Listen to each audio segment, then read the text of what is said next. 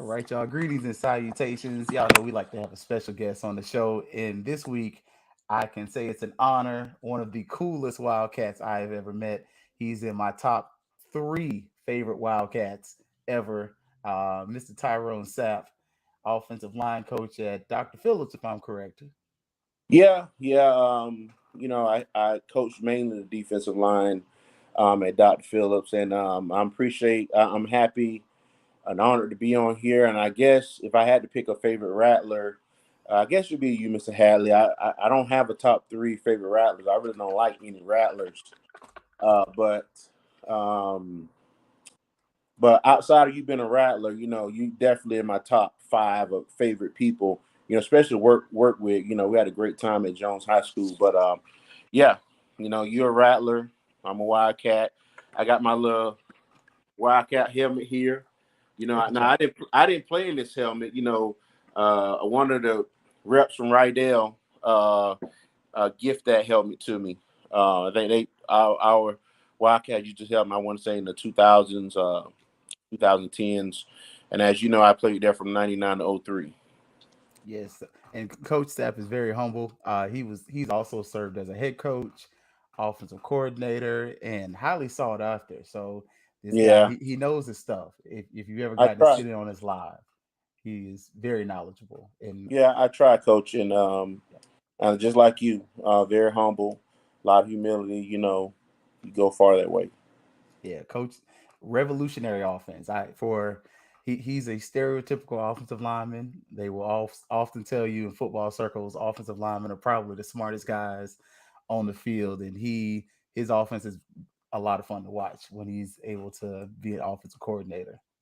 Well, I would say I wouldn't say the smartest guy on the field, but the most extreme. Yeah, when it comes to fundamentals and technique, you have to be that way on the offensive line. You got to be zealous. You got to be extreme. You got to be able to give those linemen tools to compete against, and the majority of the time, guys who are more athletic than they are. So, most definitely. But I appreciate all those great those compliments. But yeah, I love offensive line play. I love coaching football. Yeah, man, and Coach mentioned he played at Bethune Cookman, and could you tell us a little bit about your experience at Bethune Cookman, just to tell students about the HBCU experience and those who may want to know a little bit more about what it was like to play at Bethune when you were there. Well, I played at Bethune Cookman from '99 to '03, and coming out of Orlando, I had no experience on the college campus, and um, only thing I knew about college was what I saw on TV. You saw the people with the sweaters tied around their neck and things like that, and then when I visited Bethune Cookman, I said, "Wait a minute, these guys look just like me." So um, the experience at HBCU, a lot of history, a lot of tradition, just walking around the campus, interacting with fellow students, interacting with your professors, who a lot of times are alumni as well. They're not just going to teach you what you major in, but they're also going to teach you that from an African American perspective.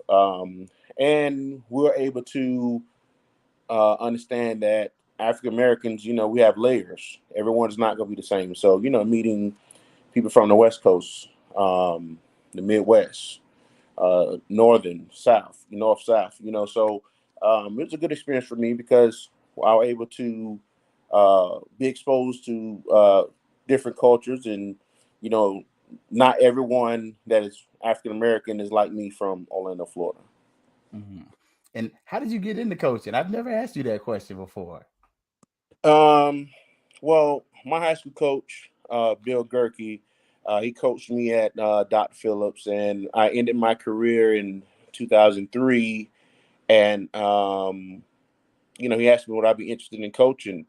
So when I got done playing in 2003, I went right into coaching in 2004 at Edgewater High School. And what's crazy, coach, is my first year coaching, we went to the state championship. And we lost to Miami Killian in Florida Field. We lost 28-14. And what's crazy about that game, that was my first year ever coaching. I was coaching the defensive line my first year, and we were winning 14-0. We ended up losing 28-14 in Florida Field. So that was my first experience, my first season coaching, coached 15 games, my first year or so. As I got in coach, so I thank Coach Bill Gerke and Coach Chip Gerke for giving me the opportunity and, just threw me in the fire. Like, hey, you're going to coach the defensive line. Man. And that was coming from you playing offensive line at Bethune-Cookman. Is that Yeah, correct? they come from me playing offensive line. And Um, so how was that? How does the difference between that? well, as an offensive lineman, you know what a D lineman can do to hurt you. Um, the concepts are different. Offensive line, I'm trying to stop you from tackling or sacking the quarterback. Where D line, you're taught to make contact but disengage and run to the ball. So when it came to the moves and things like that, I knew uh, what gave me a hard time. But to be honest with you, I had to do research. I had to study, ask questions from Coach Gerke and Coach Bill Gerke, and also another guy named Will Carlton. God rest his soul. He was a great coach as well too. That helped me my first year. Coach Will Carlton was a great coach, and I was coaching the defensive line with him. You know, so yeah, just just being a student of the game. You never stop learning. Any good coach will tell you they're constantly learning, they're constantly doing research, they're constantly watching film, they're constantly learning from other coaches. Man, that's what's up. And as I mentioned, Coach Sapp, I've been able to watch his offense. I remember just sitting on the sidelines, just like, man, kind of in awe, like, man, this guy's offense is kind of fun to watch. Yeah, So to yeah, see him on the defensive side is interesting. yeah, So how has the game changed since when you played in college and in high school? yeah. Um, well, for example, you're talking about the offense, right? The offense that I learned majority of the offense from Elijah Williams, who's currently at Jones High School, and um, learning the no huddle and the different signals and things like that. And when I had the opportunity to be a head coach, I patented my offense from what I learned from him. And a very dynamic offense, and it's fun, a lot of fun. And some of the layers you go in many different directions. You were talking about how the game has changed. Well, for example, to have a conversation with my son, um, a crackback block. A block where a defender is running down the field, they don't see someone coming, and they blindside block. Where when I played, you get a high five, you get a good job. Long as wasn't behind them. Now that's 15 yards. Mm, That's a penalty. So I mean, that's that can turn a first down or a touchdown, into an unsportsmanlike and a dangerous play. Helmet to helmet. There was a thing. It's helmet to helmet when I played high school and college. I mean, there was. I mean, it was a very ruthless and a more ruthless and brutal game. The game is still brutal and ruthless. Don't get me. Don't. I don't want to. Take anything away from now, but there was no helmet to helmet. There was no unsportsmanlike for crackbacks. I mean, it was a very physical game. Matter of fact, you look at this helmet here. You know, the helmets are different. You look inside that helmet. And there's that no ain't what I football played with. player right now playing with a helmet that look like this on the inside. Mm, You see what I'm saying? That with this little padding right here. You know, now they have the flex helmets that got the little air pocket here that absorbs the blow, and you know, um, so it's a lot different. And this helmet wasn't even okay. This helmet says 2018. So I was done playing 15 years when this helmet was used. So I mm, started playing in '03. So the helmets definitely have changed a lot. You know, and another thing big about the difference about the game is when we talk about concussions and CTE. When I played, and I'm sure guys anybody who watched you play the game, who did play the game, when you got hit and you were dizzy, you got your bell wrong. That's concussion now. mm. We just shake it out, cartwheels, okay. So it's a lot different. How we monitor concussions, how we monitor CTE, How we monitor injuries are completely different. Um, Another difference in 1999, you had true tour days where coach, we were practicing from doing camp Monday to Saturday, 2 times a day in full gear. Okay, you can't do that now. You can't. You're not gonna have two. You can still have 2 days, but one practice is going to be on the field. The other practice might be uh, in cloth, or it might be indoors. You know, I hate to say back in my day, man. I feel old when I say that. But back in 1999, hey man, we were getting after it. It was 2.5 hour, 3 hour practices.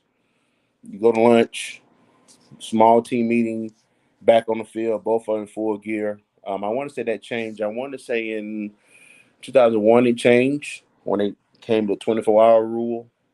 Mhm. They created a 24-hour rule to where your whole week got to equal 24 hours, including the game.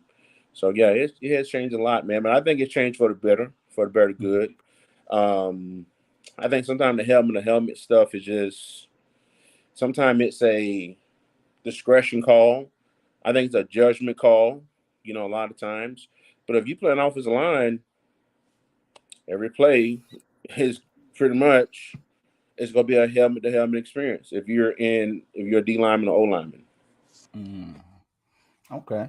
And I noticed one of the things, man, these kids seem like they're practicing all year long for football. Is that something else that you've noticed as well? Yeah, I forgot. That's a good point there, coach. The training. Yeah. I think football is year round for some people.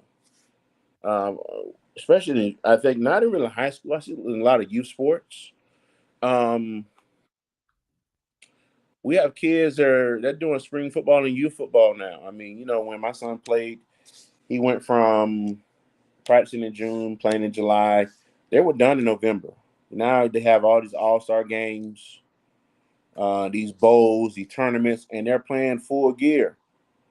It's not flag. So, some of the youngins here are having more contact than our high school kids. You know, but the training aspect of it is there too. Back in when I was in high school, we didn't have a O lineman trainer. Um, you had some trainers, you know, but it's full fledged now. I mean, we have quarterback trainers, running back, receiver, DB, speed and strength and speed trainers, D line, O line trainers. I mean, so yeah, it's year round, man. As far as the technique and 7-on-7 really changed the game as well too. So yeah, man, it's changed a lot. Man, and I'm kind of glad, Coach Sapp. That was a natural segue. I did not push into that. If you're not familiar or don't know, Coach Sapp also trains student athletes outside in his I won't say in his leisure because he does need to be compensated for his skills. But here's a quick video. This is some of the fun videos if you play football where you get to see the offensive linemen pushing trucks. And this is Coach Sapp's boys out there getting to practice, pushing and moving the truck out there. And this is probably some of the funner times that they get to have. But Well, I mean, Coach I Sapp don't is out there. think I don't think it's a fun time for our guys here, that's pushing that. But we're combo blocking the Silverado there. I mean, I do have an apparatus that I got hooked up to my back, to the back there. You see, that's my torque wheel. So I hooked it to the back and put a pin in it, and I mean, it hooked up perfectly to our hitch. And I'm like, man, we could drive this. So we put it in neutral, and really work on these, help these guys work on their drive blocking, combo blocking. One hand is on the torque wheel, other hand is on the back of the truck, and we have them driving it. So that was just Saturday. I think for me, when I'm training offensive linemen, we can do some of the same drills, but just add one or two variables to it to add something to it. And we really want to make sure that whatever we're doing, it translates to the playing field. We're not doing something to be cute. Of course, you want the cosmetics, you want to look good and everything, but at the same time, it got to mean something. You want to be able to cut on film. Like, for example, on Saturday, we were working on pulling uh, for like we're pulling and wrapping for a play side backer as if the play was power. Well, when we're working on that pulling and wrapping drill, we can show film of my son specifically pulling and wrapping for a linebacker, right? So we're not just pulling, just be pulling. We're not kick sliding, just be kick sliding. Uh, we're doing it. That drill right there, coach. There you go. That's perfect. Um, you know, is that's power. That's power left. That kid is power right. The kid is a left guard pulling to his right for that play side backer there. And we try to get as many reps as we possibly can. But it's all about fundamentals, man. You want to give these kids a toolbox. It doesn't matter what team they play for. It doesn't matter what level they play for. Everybody runs power, and these kids are going to maybe been a situation where they be at a camp or something, and they got a skip pull or what we call it, and they're gonna have an idea how to do it. They have been practicing this. The where some guys are going to these camps unprepared and they've never been taught how to properly pull and wrap. So yeah, most definitely. Appreciate you showing that, coach. I mean, that was just Saturday. We got a lot in on Saturday. We got in the pulling and wrapping. We did some footwork, some kick sliders, some pass pro stuff, and we ended with driving the truck. And I like it. I love how you pointed out that it's applicable to the game. I know one Yeah, of the things I remember when I played football, some of the drills you'd be like, man, we ain't gonna never do this in the game. But I think that makes it. I think that improves the buy-in for your players. right, right. Um, Man, I try to offer something that I don't think. Number one, everyone can't do, everyone's not doing. But if you had a I want someone to differentiate me from any other lineman trainer. We want to really develop these kids' skill set. We want them to get in a proper stance, come off the ball. Um, so I mean, and how I train these kids the same way I train my son. You know, throughout his whole career. So, um, you want to be able to be different. You can't be the same. Now, yes, we all steal drills, and that's what you're supposed to do. You can't act like, well, I know everything. You're not gonna have longevity in this. Everyone needs help. Everyone, can always learn from each other, no matter what level, no matter how many years you've been coaching. You got to stay humble.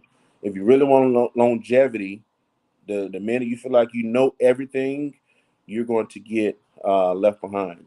So that's why I've been able to. I could coach D line. I've coached defensive backs before. I've coached multiple positions. You know what I'm saying? And me being an O-line coach, coaching defensive backs, but I had to do that one time. This drill here that you're doing is working on combo blocking. Anytime you're running inside zone, you really want those two linemen hips to be together. So in this drill here, if you notice, we got a hand shield in between the two linemen to make sure that their hips stay together. If that bag drops, that means that their hips are not together. If the bags drop before the drill is over with, they got to start over. That's a torque wheel that we have there, some keep a handle to really simulate where your hand should be. But this drill is a good example. I got this drill from the University of Purdue, an online coach from Purdue. I was watching a video clinic of him teaching power. And on power, when you have a three technique, you have to double the three technique with a guard and tackle.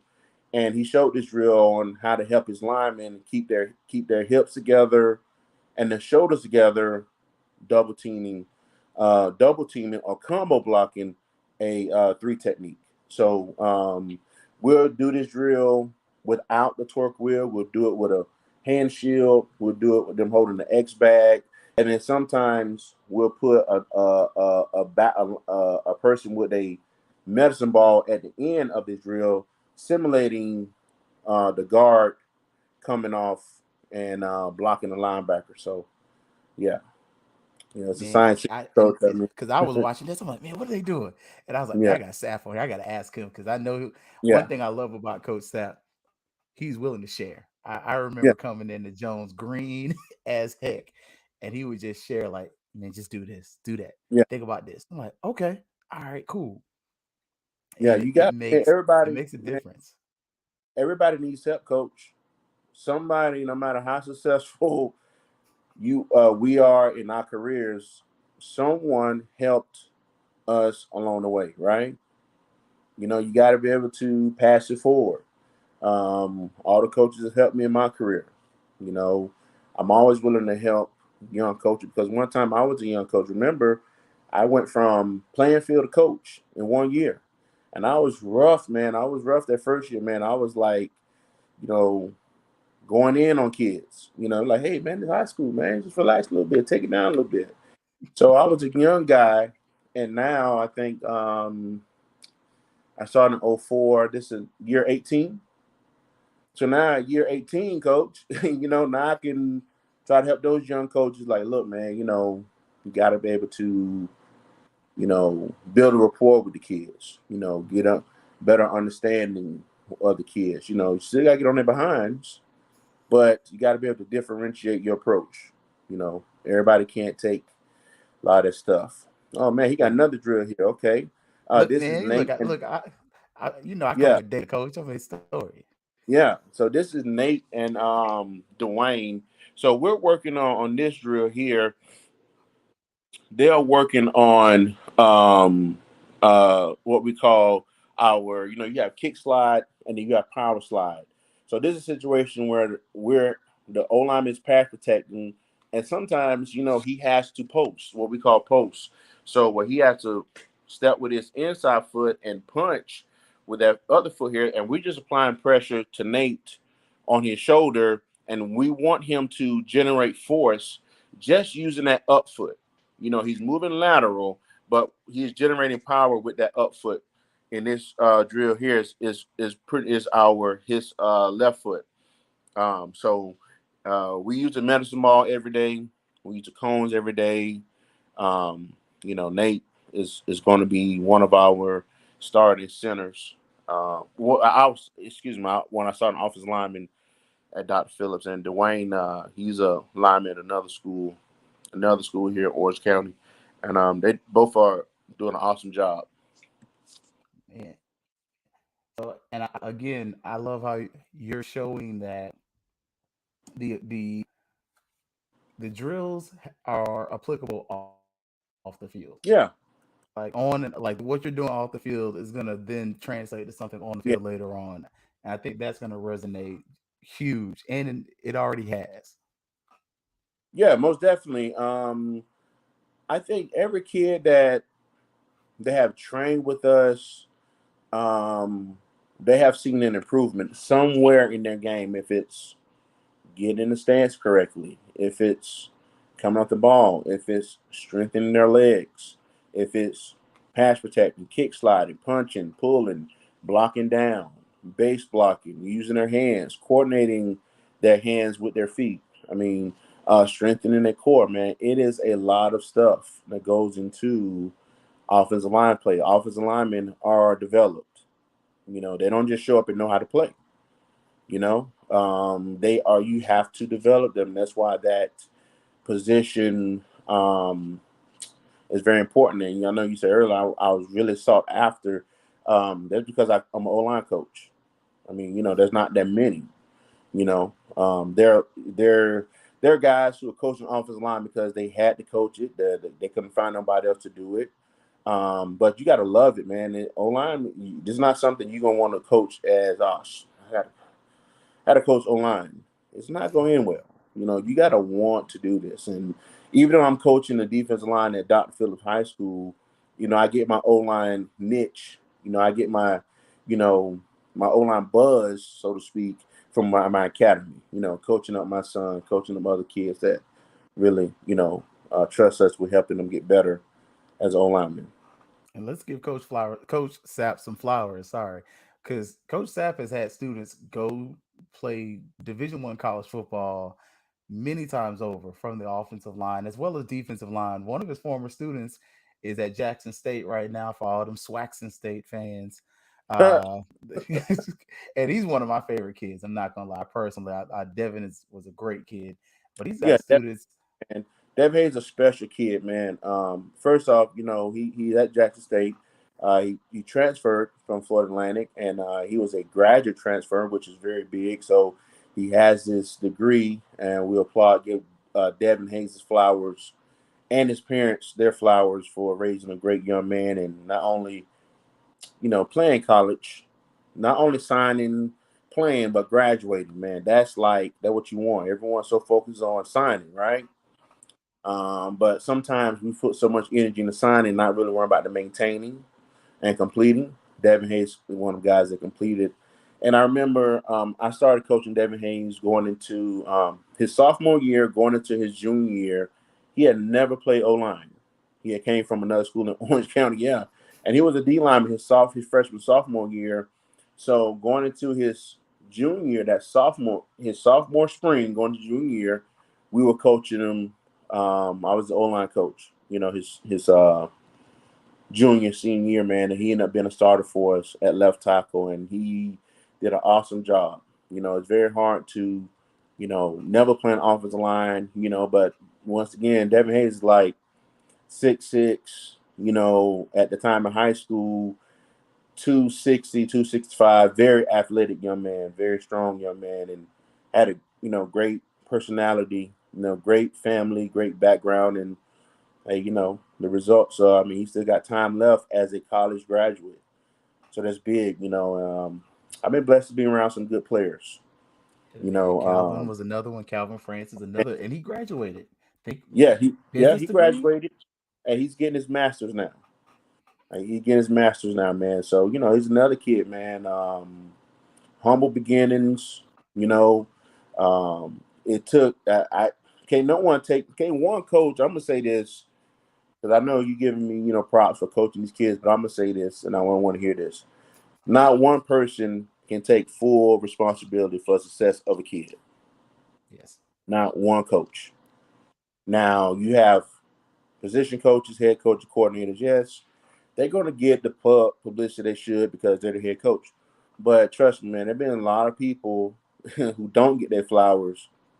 They help these kids. I give say to my son, I can't say I'm solely responsible for the development of my son.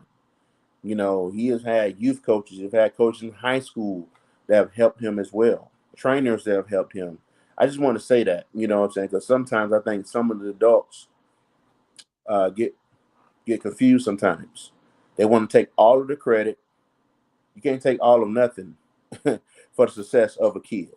you know you got guidance counselors, you got teachers, you got coaches, you got people like you, Mr. Hadley, who's in college career center, help these kids, fill out their paperwork, sign up for these ACT and SAT. So it's not just one person, it's a village. It's definitely a village to really get these kids, keep them eligible, keep them motivated, make sure they're studying, make sure they're playing ball, they're staying out of trouble. But Devin Hayes, Calvin Francis, um, Evan Anderson, um, you know, um, I go all back to Oak Ridge, Jerry Francois, Derek Newby, what I'm saying, David Sanders, you know, I go all back to Edgewater, Justin Jenkins, DeJohn Simpson, um, it's tons of kids coaching that line of scrimmage. University High School, Derek Santos, Afford, all these guys I've coached, man, that's done a awesome job. So we're excited. You know, Oh, oh yeah, man. And the next one up, it appears to be your son. I tell y'all, I have not given coach a script. uh, man, I could the talk for segue days, was man. there. Hey, anybody know me, man? I could talk, man. I talk all day. And can fish now. Don't look. Uh, If you want coach to really talk some trash, tell him that you can outfish. well, yeah, I could outfish you. We talking about freshwater fishing, using artificial lures, bass fishing. But lately, my wife been catching all the big bass. So I can't even front. She's the one that lately been, kicking my behind. So, uh, yeah. And I taught her, but I didn't teach her to whoop me like she does sometimes. But And let's see. Make sure we get the video to come up. Now this is Tyrone Sapp Jr. Mm-hmm. And now what are we seeing here, Coach? Because look, you could tell me more Well, than. he's playing right guard, and he's finishing the block here. So I believe this is a play to where he's going to show his ability to base block.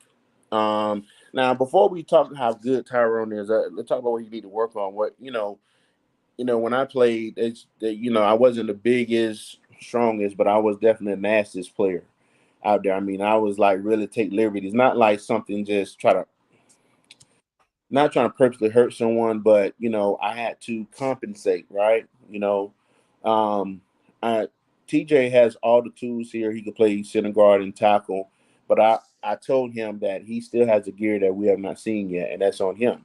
He has all the ability, all the coaching, all the et cetera, et cetera, et cetera. But he gotta, get to that another gear. And this play here, you go see him finishing the block here, but what you're gonna see is what I expect him to do all the time. You go see him driving this young man. I mean, he's gonna drive about more than 10 yards, and you see him here, he's still driving. It's still engaged. He's still engaged. You see the end zone shot, and he's going to finish the guy by launching him. But we want that dog, man. We want when you hit him, I mean, you jumping on top of him, but that he has that ability. But he's a very versatile lineman. He can play anything in the O line. And last year he played nose guard, so he can play defense as well. Oh yeah, This he's got play a few here is Division One combo offers. block. Geez, yeah, coach. He's combo blocking with his right tackle here, and geez, I mean, they're gonna drive this kid completely. You see him in the top left hand corner there. I mean, this guy's coming off the page, and they're just gonna just dump this kid on the back of his head, going the distance here. Yeah, you see him right there. I mean, yeah, that's how you want to teach your lineman how to finish combo blocks. He's base blocking, and here's a good example here where I talk about that nastiness. You're gonna see him just drop this kid off the ball, but what he needs to do here is that once he dropped that kid, I mean, he need to dive into him. We're not supposed to, say that, but we talking about as far as showing that on film that you're not just a base blocker. You trying to finish people. You trying to send a message. Right, she's gonna drop this kid here. He just standing there, right? See what needs to happen is he need to dive into that joker while he's on the ground. Because my whole Mm, thing is they'll do you like that. If they get an opportunity to do you, trust me, they will do you. And they will put you on their highlights. this is true. Here, base blocking again. And this was spring game. We played a jamboree against Winter Haven High School and D-Land High School. Pull and kick. He's running a trap here. You can see him pull and kick out the end here and drop the end. And this once again, this is why we work on the pulling drills, because it is relevant to football. We have another pull and kick here, running trap. Another base block here. We ran the ball a ton this jamboree. We weren't able to get too many clips of him pass Mhm. protecting. But we do have a lot of film of him pass protecting, at camps. Here's working on down blocking the one technique. One pass pro clip here. Oh man. Yeah, Oh, he yeah, dropped the ball though. yeah. He dropped the ball. Yeah, coach. Yeah. Uh, Base blocking again. So as you know, and all these base blocking clips are different clips. The only ones that are the same when you see the wide shot and the end zone shot. It looks like he's getting that dog by finishing that blocking. I see it, Coach. Yeah, You've been yeah, putting yeah. I some mean, on. coach, you see the spurts. Don't get me wrong. You have the spurts. The where he showed that next level. Um, he's been blessed. We're blessed as a family. He didn't really play any O line, last year, but so far I think he has about 8 offers. 7, 8 offers right now. All of a D2, and we're blessed about those, and because those schools did not have to show that interest. So the thing is, stay humble, because there's some kids that don't have no offers, have no interest, so this day and age with the transfer portal, still dealing with COVID nonsense, any interest is a blessing. Any interest is a blessing. You don't look past nobody. You don't take nobody for granted. You know, so yeah, And Coach was at the HBCU mega camp as well as his son. So that was one yeah. of the great things. I got to see Coach there. I was surprised they didn't have him in there getting in there coaching a little bit. I was like, oh yeah, y'all missing out a little bit No, here.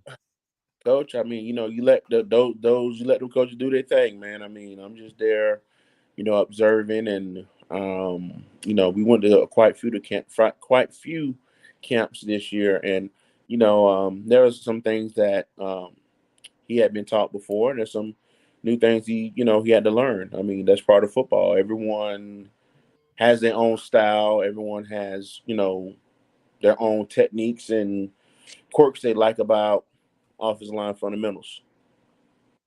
That's what's up, Coach. That's what's cuffing. Man, look, I told y'all, Coach, I have not prompted him for any of this. I just have it ready.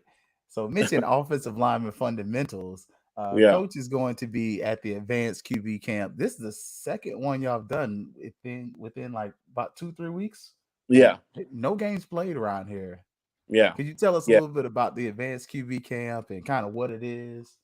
Okay, so one of my good friends, Balin Trujillo, he trains quarterbacks nationwide. Balin's all over the place. He's sitting here in Central Florida like myself, and he does. I want to say this is his second year of adding offensive line. Normally, his advanced camp, he's doing quarterbacks, running backs, receivers, tight end. Now he has added me to the equation, the offensive line, and I'm telling you, man, we're going to be there from 8:30 until 12:30. So, no lineman, you're going to get at least 3 hours of O line fundamentals, pass pro, running game. I'm have all my little tools there. There's one thing that differentiate, us is some of the equipment I have. A lot of folks don't have it. I have all the nice equipment, but then again, we get dirty with the resistant bands and medicine balls. So it's going to be on July 30th. That is this Saturday, Central Florida Christian Academy on the west side of Orlando. We got some great coaches there, as you see on this flyer here. Some NFL guys, some college guys. We got Coach Trujillo, who's also a new father. Congratulations to Balin and Mackenzie having their son Grayson, and he's back in the grind, and it's all ages. So if you're offensive lineman, you want to get some work. We welcome all levels. We're gonna get it in, and this is going to be the last Saturday before we start camp on August 1st. So that last opportunity to squeeze something out of there. No equipment. We're not. This is us just going through drills, fundamentals. We're gonna be doing some down blocking. We're working on some punching, some kick sliding, some pass pro demeanor, some pulling. So yeah, so we're excited. Man, this look, y'all, Coach Sapp, I'm gonna have to bring you back now. You already know I'm gonna have to invite you back. Oh yeah, man. Oh please, please do. I mean, anytime, like I say, anytime we talk about football, talk about helping kids, I'm all ears. I mean, you got, as coach, you gotta have a desire to want to help kids. And I've seen you work and what you have done with helping kids, maximize their potential, but also helping them understanding what it's like going to college and what it's like going to HBCU.